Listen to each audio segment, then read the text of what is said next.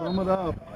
Yeah, I mean, I think, I continue to see guys we challenge make some plays. I thought the outside guys, again, made some plays. We played a lot of guys today. There's some guys we know about that didn't play. And anytime you add a bunch of young kids in there, there's going to be some sloppiness, and that's to be expected. But, I thought, the outside receivers stepped up and made some plays. I think the rooms are starting to look like the old rooms. And when those ones, we get everybody together, we'll find, when we start separating like we did today, try to find out a few things against them.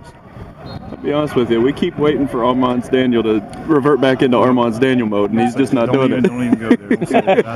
I'm not going to compliment it because I don't want you to stick right at my tail. But you're right. We're talking about the young guys that we've challenged, and I mentioned the outside receivers, but Armand's doing some really good things. Joe Massaquoi is another guy. I saw Josh Brown make a couple of plays in there today. So, I think the critical thing with spring that we talked about all along is those guys that we challenged to become good football players to get us where we want to go. And I see that for the most part happening. With Armand's, is it the confidence? It seems to speed him up a little bit. I've done this a long time, and players develop at different times. I mean, it's like Swede for the first 2 years couldn't play, and all of a sudden the third year it starts to kick, and he's become a really good player for us a year ago. And the same thing with Armand. Sometimes those offensive, defensive linemen take a little bit longer to develop, and once that light goes on, then he's feeling comfortable, he's playing fast, and he's looking like what we thought.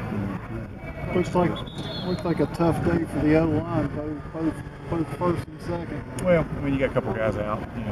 I thought early on we weren't too bad, with Chris and all those guys in there. But when you start subbing those young freshmen in there, and it becomes a little bit of an issue. But they'll be fine. Those young guys, they're going to be good. I mean, there are our two defensive lines a little better than our two offensive lines right now. These are all young freshmen. But by the time August rolls around, we get a little stronger. They'll be okay. I like these guys. Did the defense add a few more flavors than vanilla for this one? I think they got a little bit upset because what happened last week. So, anytime that's only what happens in the spring, the offense will have a pretty good scrimmage the previous week, and the defense coaches get on those guys and they add a few things, and they don't want to happen 2 weeks in a row. So it was good. I thought the defense, again, we held out.